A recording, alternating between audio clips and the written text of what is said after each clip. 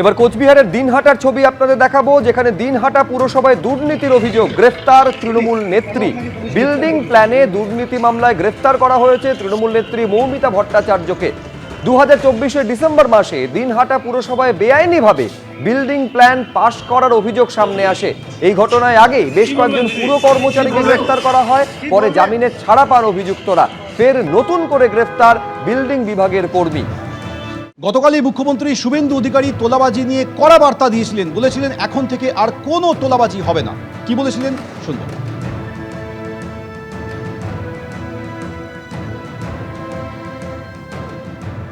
আজ থেকে অটো, টোটো, হকার এদের কাছ থেকে কোনো তোলা সিন্ডিকেট কেউ তুলবেন না। কোনো অবৈধ টোল, হকারদের কাছে কালেকশন, সাফাই কালেকশন ইত্যাদি বৈধ রসিদ ছাড়া কেউ তুলবেন না। কেউ যদি টাকা চাইতে আসে আপনারা সোজা থানায় যাবেন, থানা আপনাদের প্রোটেকশন দেবে। এতদিন শাসকের আইন ছিল, এবারে আইনের শাসন চালু হয়েছে, আপনারা আইন মেনে কাজ করুন। বিজেপি করতেন বলে দোকানিদের থেকে তৃণমূলের নেতারা যথেচ্ছভাবে তোলা তুলতেন কেশপুরে, আর কঙ্কালীতলায় সরকার বদল হয়েছে, তারপর বিজেপি কর্মীদের থেকে নেওয়া সেই জরিমানা ফেরত দিচ্ছেন তৃণমূলের নেতারা। তোলাবাজি নিয়ে ইতিমধ্যেই মুখ্যমন্ত্রী শুভেন্দু অধিকারী তিনি কড়া বার্তা দিয়েছেন, আর তারপর জরিমানা ফেরত তৃণমূলের। কঙ্কালীতলায় ঘরছাড়াদের ঘরে ফেরাতে বিজেপি কর্মীদের থেকে নেওয়া জরিমানা ফেরত। বিজেপি কর্মীদের থেকে নেওয়া টাকা ফেরালেন কাজল শেখ, ঘনিষ্ঠ তৃণমূলের উপপ্রধান এবং অঞ্চল সভাপতি।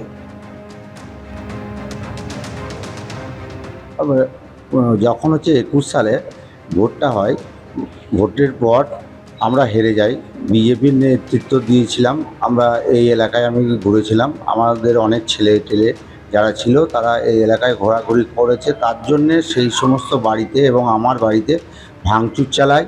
আর তার সঙ্গে সঙ্গে আমার দাদাকে বয়ে ধাক্কা পিটোয়। আজকে সেই টাকা সব্যসাচী রায়ের মাধ্যমে তার নেতৃত্বে আমরা ফেরত পাই।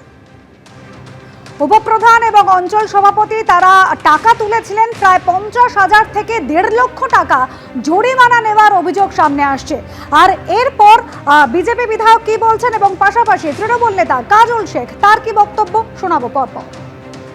নানুরের কঙ্কালী পঞ্চায়েতের ঘটনাটা প্রমাণ করছে। আজকে ওখানে তৃণমূলের পঞ্চায়েতের নেতা মামন শেখ এবং আলেপ শেখ, তারা 21-এ যাদের কাছ থেকে জরিমানা করেছিল, যাদের উপর জরিমানা চাপিয়েছিল, তবেই তাদের ঘর ছাড়া করে দেওয়ার পর ঘরে ফেরাতে বাধ্য হয়েছিল, ঘরে ফিরতে বাধ্য হয়েছিল, তাদেরকে সেই জরিমানার টাকা ফেরত দিয়েছে। এমনকি একজন হিন্দু সমর্থক ভারতীয় জনতা পার্টি তাকে জোর করে একজন মুসলিমের কাছে বাড়ি বিক্রি করতে বাধ্য হয়েছিল। এই রকম ধরনের অত্যাচার চালানোর পর আজকে সেই আলেপ বলুন আর মামন বলুন, তারা সেই গ্রামবাসীদের হাতে পায়ে ধরে জরিমানার টাকা ফেরাচ্ছে। কারণ বুঝতে পারছে যে দিন বদলেছে, উলট পুরাণ হবে। ঠেলায় না পড়লে বেড়াল গাছে ওঠে না, তাদের গাছে এখন উঠতে হয়েছে। এবার এই গাছ থেকে নামাবার কাজ নিচে গ্রামবাসীরা অপেক্ষা করছে, আর ডবল ইঞ্জিন সরকারের পুলিশ প্রশাসন অপেক্ষা করছে। 2021 সালের যে নির্বাচনের কথা বলছেন, যে ভোট পরবর্তী হিংসার কথা বলছেন, 2021 সালে কাজল শেখের ক্ষমতা, কাজল শেখের দায়িত্ব চারকোলগ্রাম গ্রাম পঞ্চায়েতের মধ্যে সীমাবদ্ধ ছিল।